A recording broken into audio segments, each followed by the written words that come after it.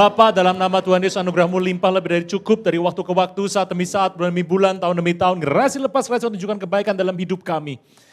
Kasih-Mu bagi kami lebih dari cukup Tuhan. Tuhan Roh Kudus yang membawa kami senantiasa, bawa kami supaya kami tidak menyimpang kanan, tidak menyimpang kiri, tapi berpegang pada panggilan-Mu yang ilahi.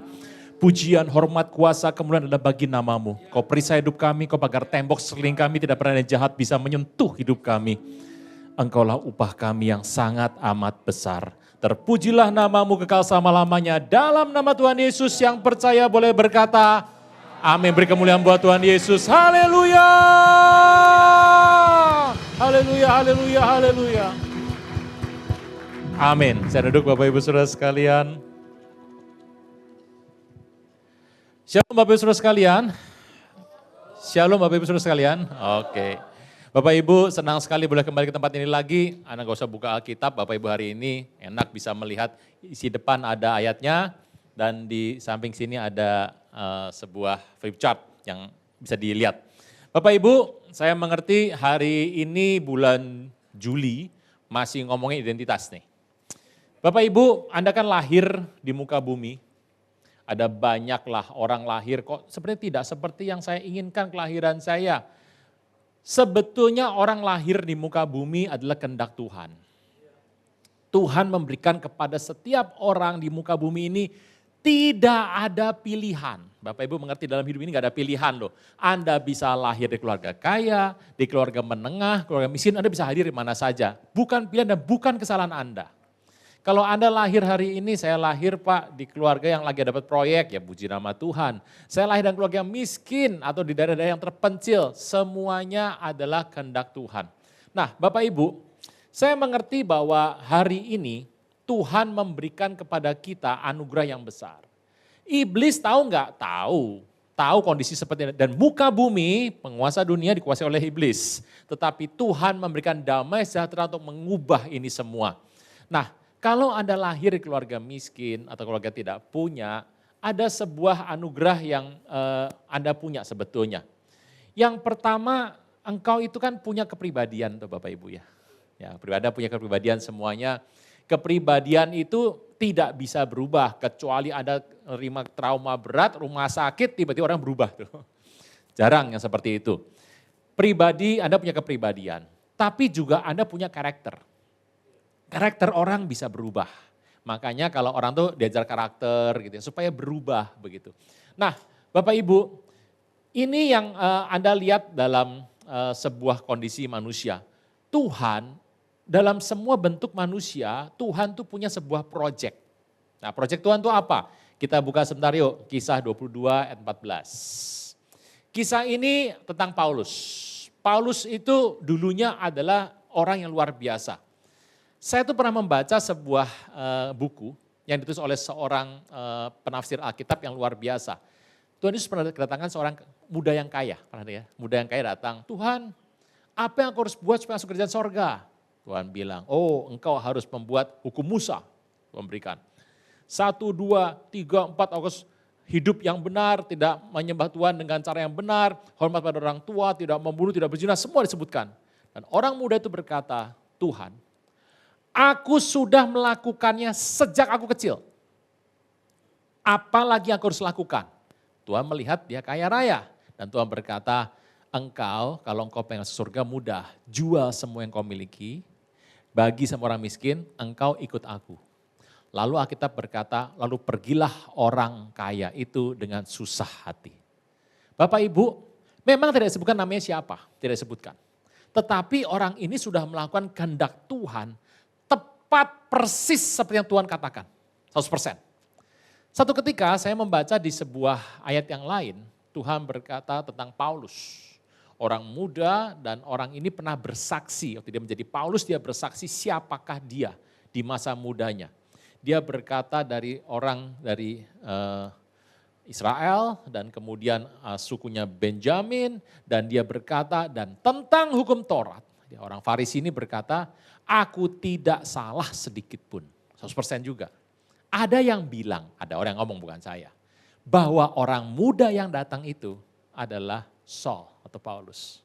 Siapa kebenarannya kita tidak bisa mengerti. Tapi Bapak Ibu, Paulus itu waktu orang-orang Tuhan sudah naik ke sorga dan orang-orang Kristen banyak, dia mengambil tindakan meminta surat dari tua-tua dan pergi untuk menghabisi orang Kristen. Tangkap, siksa, masuk ke penjara atau dibunuh. Waktu dia lagi naik kuda ke Damsyik, tiba-tiba matahari punya sinar yang terang menyinar pada dia. Dan dia terjatuh. Dia mendengar sebuah suara. Saul, Saul, mengapa engkau menganiaya aku? Susah bagimu menendang galah rangsang. Nah Bapak Ibu, kisah ini loh. Waktu itu Saul menjadi buta, dia masuk, dan Tuhan memanggil Ananias tumpang tangan sama Saulus. Dan waktu tumpang tangan, inilah kata-kata yang dikatakan kepada Saul. Kisah 22:14. Allah nenek moyang kita, Allah Abraham, Ishak dan Yakub, telah tetapkan engkau untuk satu, mengetahui kehendak Tuhan. Ini Tuhan berikan pada Saul, diberikan juga pada Anda dan saya, untuk mengetahui kehendak Tuhan. Apakah kehendak Tuhan dalam hidup Anda? Anda harus tahu. 2, melihat yang benar, bukan melihat yang salah. Dan untuk mendengar suara yang keluar dari mulutnya. 3, yang ditetapkan pada orang yang baru bertobat, kepada Saul, kepada Anda dan saya. Mengetahui kehendak Tuhan, melihat yang benar, dan mendengar suara yang keluar dari mulut Tuhan. Kalau Anda melihat kisah ini merupakan sebuah rencana Tuhan yang terjadi. Karena Tuhan tahu manusia itu hidup di muka bumi ini, kondisinya itu bermasalah loh. Karena penguasa dunia kita katakan adalah iblis. Tapi Tuhan datang memberikan damai sejahtera bagi Anda dan saya. Nah, ini yang terjadi. Waktu engkau di muka bumi, kondisinya tidak seperti yang kau pikirkan. Kondisi itu mungkin berat. Kalau Anda dari keluarga baik-baik, semuanya baik-baik, tetapi dalam kondisi bertemu dengan orang lain, engkau mendapatkan bully. Engkau ditipu orang, disakiti orang, dianiaya orang. Engkau menerima semua yang buruk. Engkau bertanya, kenapa Tuhan? Bapak Ibu, satu hal yang bagus, saya akan berikan sebuah dasar dulu kepada Anda dan saya, apa yang harus Anda lakukan. Bapak Ibu, berikut ini adalah 10 hal yang Anda harus dapatkan, sebab Anda mengerti 10 hal ini Tuhan berikan dan ini Anda nggak bisa milih benar atau salahnya. 1, ya pertama dulu. Jenis kelamin. Ada yang minta izin lahir sebagai wanita? Enggak ada. Sebagai pria ada? Enggak ada. Apalagi jadi yang gitu-gitu itu. Itulah, lain perkara lah itulah ya. Bapak Ibu, kondisinya gini loh. Tuhan tahu saya itu enggak bisa jadi wanita. Saya kalau sampai misalnya, mohon maaf ya, mens, cuti 2 bulan. Lama banget cutinya. Saya jadi pria, kenapa? Tuhan tahu saya sanggup jadi pria. Engkau jadikan wanita oleh Tuhan, Tuhan tahu engkau sanggup jadi wanita. Itu saja. Jadi saya mengucap syukur bahwa saya ini pria. Bukan saya memilih, enggak. Karena Tuhan sudah pilihkan buat saya, yang pilihkan Tuhan. Ini kalau Anda mengambil 10 hal ini dan Anda berusaha mengubahnya, ada banyak sakit yang Anda akan terima, ada banyak kelelahan Anda terima, ada banyak kesia-siaan Anda buang. Ada orang berkata, aku ingin mengganti jenis kelamin. Wah, itu dananya besar sekali. Bapak Ibu, Tuhan tahu wanita konon katanya itu lebih hebat daripada pria. Lebih tahan dingin 4 derajat. Jadi kalau 8 derajat, pria sudah, wanita masih santai-santai aja. Kan lemaknya banyak. Gitu. Ya, itu katanya begitu. Kalau wanita sudah 4 derajat, sudah yang pria tepar sudah. Lebih kuat 4 derajat. Lebih pintar daripada pria. Pria kalau bohong sama wanita, Anda dengar baik-baik ya. Wanita tahu hari pertama, tahu. Tetapi dia nggak punya bukti untuk membuktikan. Sepertinya ada yang aneh, ada yang nggak cocok ya. Tapi nggak ada buktinya gitu loh. Jadi mau ngomong juga susah. Jadi pria kalau membohongi wanita, tahu hari pertama itu sudah tahu. Amin para ibu-ibu. Gak ada yang amin. Wah ada yang amin, puji nama Tuhan, puji nama Tuhan. Saya harap Anda belum menikah, oke. Bapak Ibu, tapi kalau wanita berdusta pada pria taunya 5 tahun kemudian. Yang ngasih tahu, orang lain taunya juga ngasih tahu. Hati-hati Bapak Ibu. Konon pria itu nggak bisa melakukan satu pekerjaan dalam satu waktu. Punya 5 perusahaan, dia seorang CEO. Dia akan rapat PTA 1, PTB 1, jadi satu waktu hanya satu waktu aja, segini. Beda sama wanita, dia bisa gendong anak, dia bisa masak, ngepel, bisa. Dia bisa satu waktu pekerjaan banyak-banyak. Makanya karena wanita kuat dijadikan sebagai penopang. Amin. Enggak senang wanita nih. Nah, jadi yang kuat pria taruh di atas, wanita di bawah. Ini jangan diubah, jangan diubah. Waktu Anda berusaha tergoda mengubah itu sedikit demi sedikit, ada banyak kesia-siaan kau buat dalam hidup ini. Oke, Bapak Ibu. Yang kedua, ini Anda nggak bisa ubah nih. Nggak bisa ubah tanggal lahir. Siapa yang bisa ubah tanggal lahir? Aku mau lahir tanggal sekian. Lahirnya 29 Februari. Ulang tahunnya 4 tahun sekali. Habis 28 tanggal 1, 28 tanggal 1. Tanggal 29-nya 4 tahun sekali. Saya punya teman baik 29 Februari. Kenapa engkau lahir 31 Desember? Kenapa Tuhan waktu aku lahir Jakarta sepi? Ya 31 Desember, sepi. Paling ucapan doa syukur tahun, itu aja yang ada. Bapak Ibu, ini sudah kejadian. Engkau gak bisa ubah kondisinya. Gitu ya Bapak Ibu. Nah, berikutnya lagi. Nih. Urutan. Saya pakai warna merah, bukan karena saya marah loh ya. Karena merah yang tersedia, karena hitamnya gak jelas. Gitu. Tanggal urutan saudara lahir. Anda boleh minta nomor berapapun, Anda duduk nomor berapa, di kereta Anda minta nomor sekian, Anda boleh di pesawat nomor sekian. Tapi urutan lahir siapa yang bisa minta? Kenapa Tuhan jadikan aku sebagai anak pertama? Aku kering, kerontang, kurus sekali. Adikku nomor 7 gemuk tambun. Karena waktu engkau dilahirkan orang tua masih miskin. Waktu adikmu nomor 7 lahir orang tua sudah kaya. Ya itu anugerah mau gimana? Engkau lahir di urutan pertama, kedua, ketiga, Tuhan yang memberikan. Katanya Tuhan sayang sama anak pertama Pak, Bapak tuh sayang anak pertama. Mama anak terakhir, anak tengah layang-layang gitu ya. Amin, anak tengah. Nah, Tuhan sayang semua orang, amin. Nah ini jangan berusaha diubah, terutama ini. Saudara, engkau bisa nyari saudara sama teman-teman, ini saudara saya, Anda bisa ngaku saudara. Anda bisa ngangkat saudara sama orang lain, bisa, tapi saudara kandung, Tuhan yang pilihkan. Waktu engkau lahir dari keluarga ini, satu keluarga punya 5 anak. Kenapa engkau lahir keluarga ini? Tuhan, aku tuh menderita di keluarga ini. Papiku gak jelas yang mana, mamiku pergi, aku gak pernah dirawat. Bapak Ibu, Tuhan taruh engkau di keluarga ini. Sebutkan nama orang tuamu di belakang nama Anda. Saya Aruna Ben Wirjolokito. Aruna anak Wirjolokito. Ben itu artinya pembangun rumah tangga. Anda harus sebutkan nama orang tua Anda di belakang nama Anda.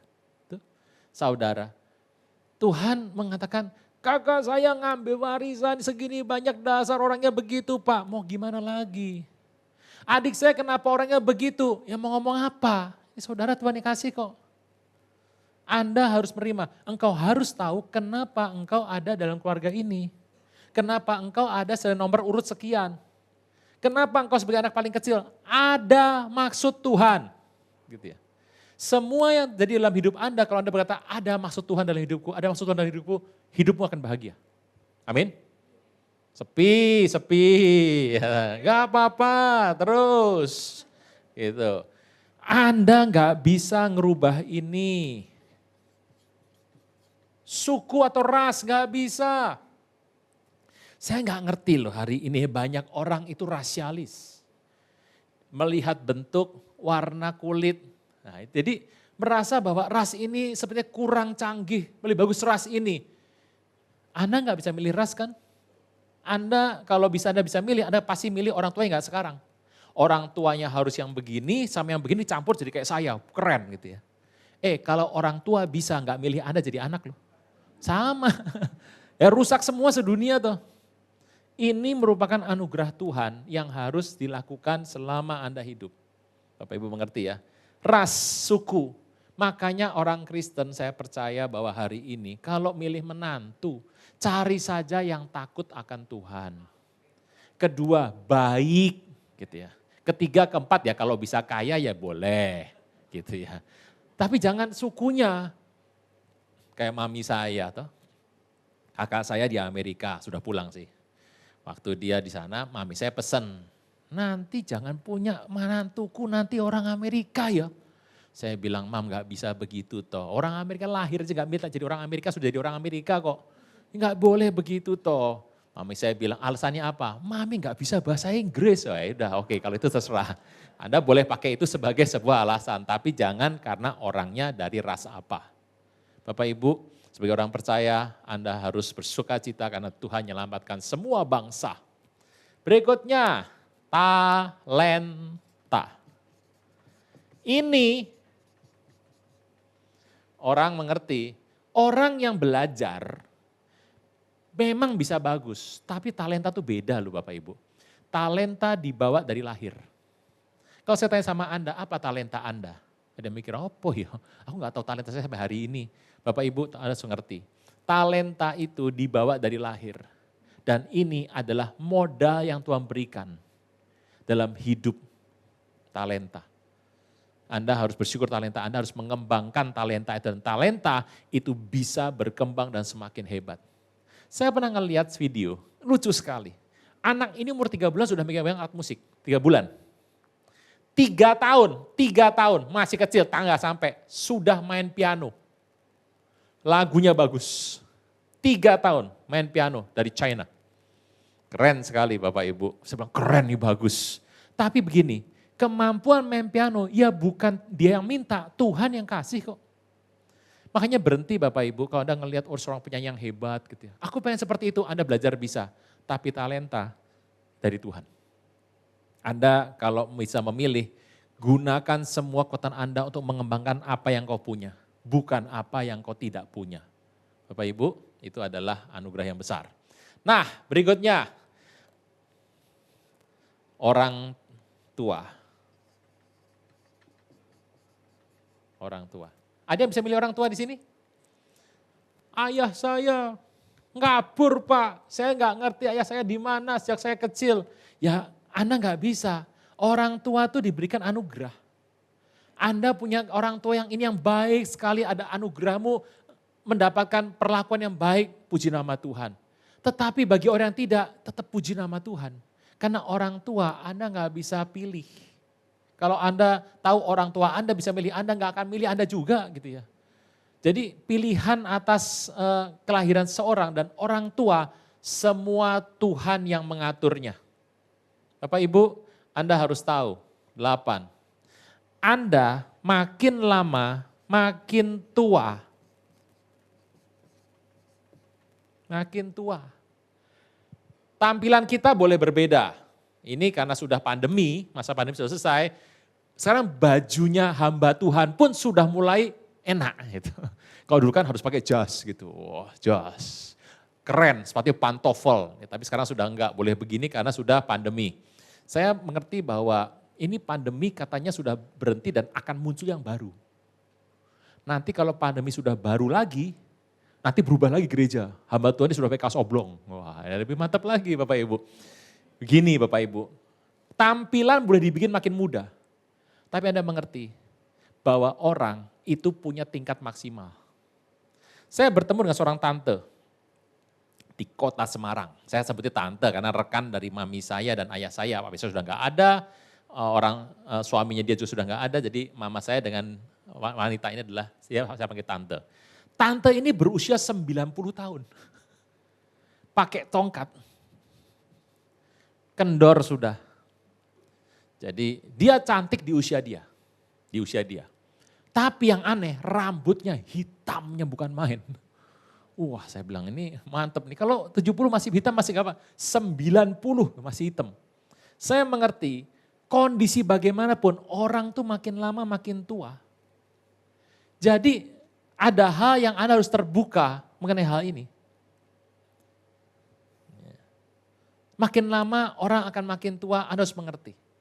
Nah situasi ini ditambah lagi, nah ini yang 9.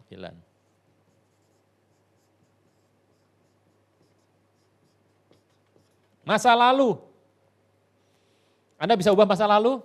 Dulu, nah itu dulu. Dulu aku tuh begini, itu dulu Bapak Ibu. Anda melihat kalau orang melihat spion mobil, spion itu ada di pinggir dan ada di depan, spion belakang. Bapak Ibu, kapan Anda melihat spion? Satu, kalau Anda mau mundur, hanya orang ngawur yang mundur gak lihat spion. Nabrak mana-mana, pakai spion, Anda lihat spion dulu. Jadi kalau Anda melihat spion, nomor 1, Anda pasti mau mundur. Tapi kalau mau maju, mau nyalip mobil depan, Anda pasti lihat spion toh. Ya, ini identiknya adalah Anda sudah belajar SIM-nya dapat benar ya. Anda lihat belajar SIM-nya dapat benar.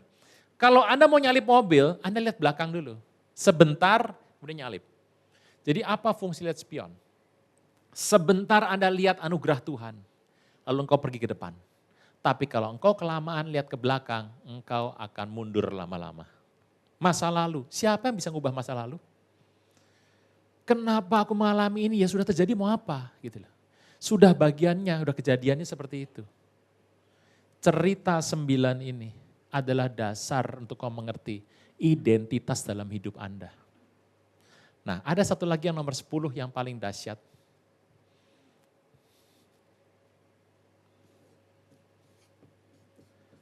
Tuhan. Tuhan Yesus yang memilih Anda dan saya. Enggak ada di sini orang bisa milih Tuhan Yesus, enggak ada. Tidak ada manusia yang bisa milih Tuhan Yesus, cuma Tuhan yang memilih Anda dan saya supaya ada di sini. Dan selama-lamanya bersama dengan Dia, cuma Tuhan. Dan Tuhan ini mengatakan, ini semua adalah sebuah anugerah yang akan banyak sekali sakitnya, penderitaannya, kesia-siaannya yang kau buat dalam hidup kalau kau mengubah ini. Sebab rencana Tuhan cuma satu. Tuhan punya rencana, engkau harus pergi menginjil. Engkau dipulihkan Tuhan untuk pergi menginjil. Penginjilan adalah hal yang penting, di mana semua muka bumi mendapatkan hal keselamatan yang sama. Satu saja. Dan untuk itu Tuhan mengatakan, untuk mencapai penginjilan yang baik, Tuhan berkata, maka Tuhan engkau dan saya dibuat serupa dengan segambar dengan Kristus. Ini adalah hal-hal dasar tentang identitas manusia. Nah, Bapak Ibu, apa yang terjadi dalam beberapa waktu ini? Saya berusaha melihat sebuah statistik. Ya, tidak besar-besar, statistik yang biasa saja. Saya mulai mencari tahu. Dari statistik ini, berapa banyak persentase orang yang bertobat? Saya cari itu datanya dan backgroundnya. Ternyata saya cek satu persatu. Bapak Ibu harus mengerti ya, penginjilan saya, kalau Anda, kenapa sih engkau nginjili orang ini supaya dia bertobat? Enggak ya, Anda tidak menginjili orang supaya orang bertobat loh. Ya, kita buka 1 Korintus 12 ayat 3. 1 Korintus 12 ayat 3. Firman Tuhan berkata, yang paling bawah tuh ya. Tidak seorang pun yang dapat mengaku Yesus adalah Tuhan selain oleh Roh Kudus. Jadi kalau saya menginjil seseorang, itu bukan karena saya bisa menobatkan dia, bisa membuat dia menjadi pengikut Tuhan, tapi supaya saya melakukannya karena ketaatan. Saya ulang ya. Jadi kalau Anda menginjil seorang bukan karena ingin supaya dia bertobat, tetapi adalah karena ketaatan Anda kepada Tuhan. Bapak Ibu, saya bisa berkata sama orang 100 kali nginjil. Yesus Tuhan terus nginjil, wah sampai dikaplokin. Nginjil. Kalau dia nggak berubah bisa toh? Bisa. Bapak Ibu, kenapa ada strategi penginjilan? Kenapa orang belajar untuk penginjilan? Sebab orang tahu menginjil itu butuh berapa kali. Ada yang setahun, 5 tahun, 10 tahun, bahkan ada 20 tahun, ada 40 tahun baru bertobat. Kita nggak pernah tahu kapan orang bertobat. Bapak Ibu, itu adalah rencana Tuhan.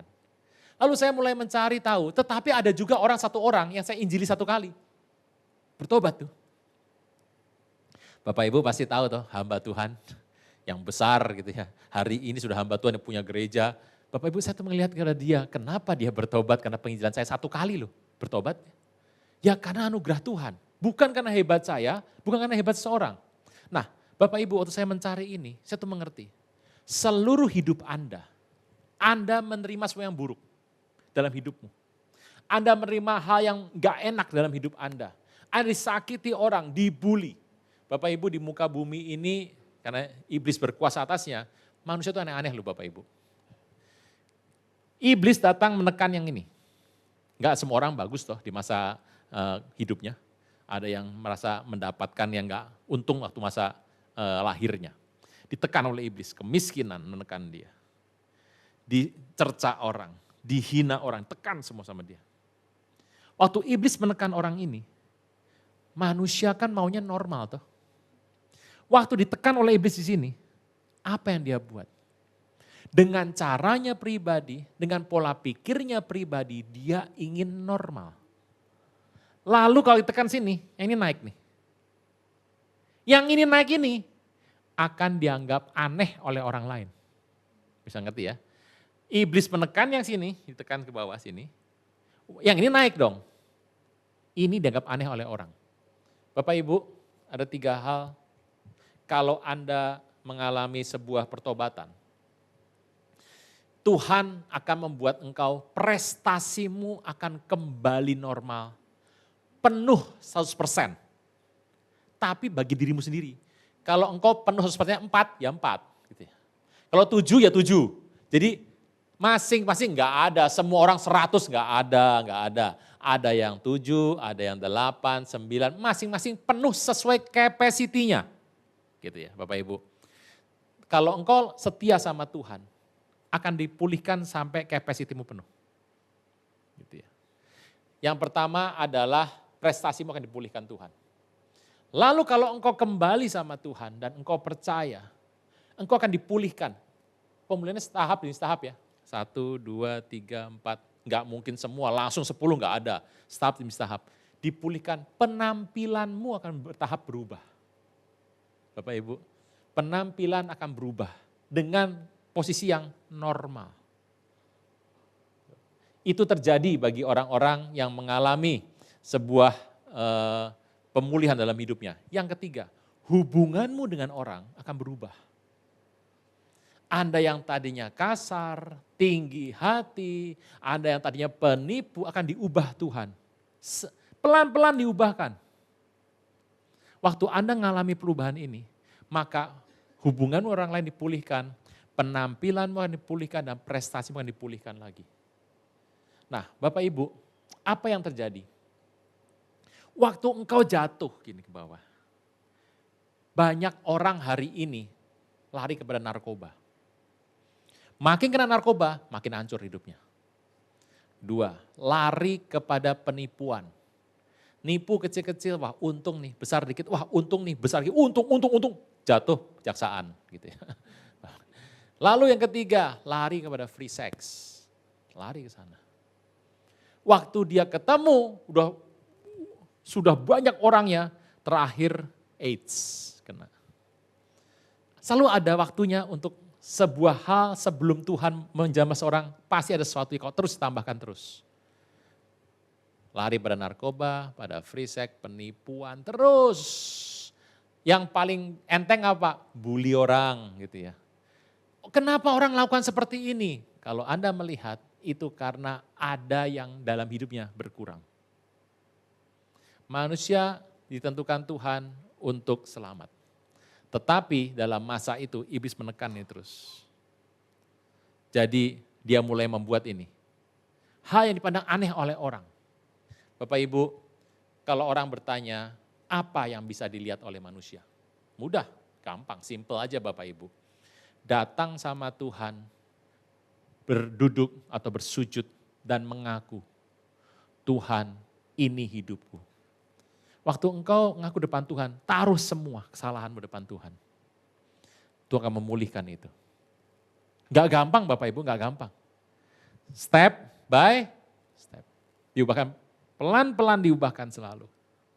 Nah, cerita perubahan ini adalah merupakan satu rencana yang panjang. Waktu Anda duduk mengerti Tuhan mau memulihkan aku. Engkau harus melihat loh Bapak Ibu. dalam hidup manusia, ada orang, oh ini gak masalah kok. Seperti hidupnya gak ada masalah. Tetapi dia nyimpen. Gitu ya. Sampai titik tertentu meledak. Manusia selalu akan membuat perbandingan seperti ini. Engkau harus duduk depan Tuhan dan menerima Tuhan sebagai Tuhan dan Raja dan mau turut kepada kehendak Tuhan. Waktu engkau turut kepada kehendak Tuhan, itu adalah rencana yang paling bagus. Kau duduk di depan kaki Tuhan, mengakui semuanya. Bapak Ibu Anda harus mengaku depan Tuhan, kalau engkau bicara orang tua saya, bukan salah orang tuamu. Bukan salah saudaramu, bukan salah temanmu, bukan salah tempat di mana engkau dilahirkan. Semuanya tidak jadi masalah. Tempat yang bagus adalah engkau datang sama Tuhan, duduk atau bersujud dan mengaku depan Tuhan. Semua kesalahan Anda, Tuhan Yesus sanggup menolong orang-orang seperti ini. Bapak Ibu, setelah engkau dipulihkan Tuhan, engkau akan diminta pergi. Ada dua Bapak Ibu. Satu, ke dalam, menjadi serupa dengan gambaran Kristus. Yang kedua, keluar. Pergi menginjil, jadikan semua bangsa muridku, baptis mereka dalam anak Bapa dan Roh Kudus. Beritahu mereka pelajaran apapun yang telah kulakukan kepada mereka dan ketahuilah senantiasa aku menyertai mereka sampai akhir zaman. Dua kisah ini, kesana dan kesini ini adalah satu. Cuma satu saja Bapak Ibu di hidup Anda. Bapak Ibu kan Anda kalau saya tanya, kerja apa Pak? Saya seorang profesor, dokter, insinyur. Saya seorang buka toko, buka salon, buka bengkel. Atau Anda ada di pasar, banyak semua. Bapak Ibu harus mengerti loh Bapak Ibu. Bahwa cerita yang Anda katakan tadi itu adalah suplemen. Suplemen Anda. Dari situ Tuhan memberkati pekerjaan itu. Banyak orang berpikir aku harus mengerjakan ini. Anda harus kerjakan karena tugas Tuhan di muka bumi Anda kerjakan. Tetapi ending dari semua itu cuma satu. Pergi jadikan semua bangsa muridku. Bapak Ibu, kondisi hari ini, kalau Anda melihat ya, ini mendekati akhir zaman, kondisi dunia mulai berubah. Indonesia belum banyak Bapak Ibu. Satu contoh yang paling bagus adalah di Katulistiwa, saya hidup di Katulistiwa ya, daerah yang hangat di Katulistiwa. Bisa terjadi mini tornado, gimana caranya? Mini tornado di Amerika wajar, di Swedia wajar, Inggris biasa. Gitu.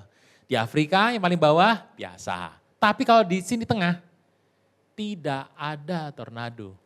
Tapi di Indonesia 2018 ada mini tornado dan 2023 tornado mini terjadi di Jawa Barat. Orang bertanya bagaimana Pak caranya? Perubahan iklim akan mengubah itu semua. Nah kondisi ini Anda akan melihat ini di muka bumi sepertinya kita makin banyak maju ya. Anda harus mengerti Bapak Ibu. Tuhan menginginkan identitas diri yang pulih. Identitas diri yang benar di hadapan Tuhan. Identitas diri yang Tuhan berkati yang seperti apa. Anda harus mengerti Bapak Ibu kalau Anda melihat hari-hari ini. Identitas sorgawi yang Tuhan berikan kepada manusia adalah adil, baik, dan benar. Sebab engkau dan saya adalah posisinya sebagai pelaku. Engkau adalah sebagai seorang pesuruh kerajaan sorga untuk beritakan kabar baik kepada orang di muka bumi. Anugerah Tuhan limpah lebih dari cukup Bapak Ibu. Nah, hari ini kalau saya bertanya gitu ya, Pak, saya tuh melihat dalam riset tadi, riset lagi. Saya tuh meriset lagi, ternyata 80% sampai 85% dari riset yang saya buat tadi, saya mengerti kenapa orang ini bertobat, kondisinya tuh sama dengan kondisi saya. Yang 15 lagi atau 20% lagi berbeda.